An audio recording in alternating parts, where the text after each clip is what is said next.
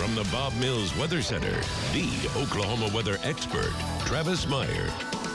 All right, we had some wild weather yesterday, and also today wasn't too bad. If you look at the course of the last week or so, we just kind of got cold around the 10th, 11th, and 12th, and then we started to go back up. Now we're getting ready to drop back down just because there's a cold front coming in. Today's high temperature, though, is kind of interesting because instead of losing daylight, we're gaining daylight. So it is impressive that by the time that we get around to the time period for the end of February, we'll have gained 30 minutes extra of daylight just from now until we get to the end of February. Of course, we do have, this is leap year, so we get one extra day. But that's not saying a whole lot. Anyway, today, I'll mention this before, temperatures in the low 70s in southeastern parts of our area, low 50s to the north, 47 up at Buffalo. Quite a temperature range, and that's all because there's a different air mass. And this is a really cold air mass.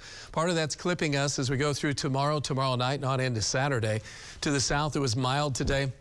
But this is a storm system that tonight is really a cold air mass and associated storm system to the north that is really kind of having a big effect. And once a storm system that's just to the north moves a little further, a lot of this Canadian air is going to go through areas of central United States. So there's that cold, bitter cold Arctic air in the eastern half of Canada. Alaska isn't all that warm. They were in the 30s to near 40 just 2 days ago, but things have changed just a little bit. But what we're keeping an eye on is that storm I was mentioning that's moving now across portions of Nebraska and the Dakotas with travel advisories all the way into Missouri.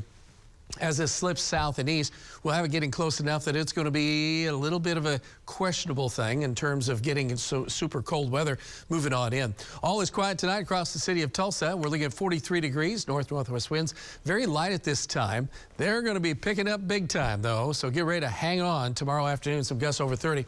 And if you're sneezing or sniffling, a lot of tree pollen, a lot of red cedar. Red cedar is common this time of year, and especially when we get these big warm-ups like we are, especially from Texas moving on in from out of the south. Temperatures in the 40s at this hour, and we don't expect to drop a ton tonight.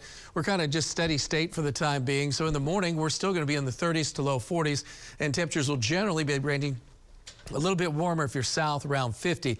Could be a few areas of patchy rain or drizzle, and then that cold air starts to sink in during the day, and it's mainly late afternoon when the winds really kick in, and then that's when we see all the showers moving out, but the temperature's cold, upper 30s, low 40s from Tulsa to the north by about 4 to 6 o'clock. And we're really cold on Saturday morning with temperatures in the 20s and only moving up to 40 to the low 40s on Saturday afternoon. Seriously cold. And don't forget, Martin Luther King Parade is going on this Saturday, so it is cold. The winds won't be too awful strong.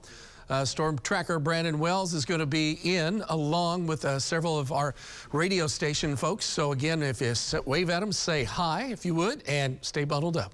All right, by Sunday, temperatures will be in the 50s, looking pretty good by Sunday. So only precipitations tomorrow morning, a little bit of drizzle.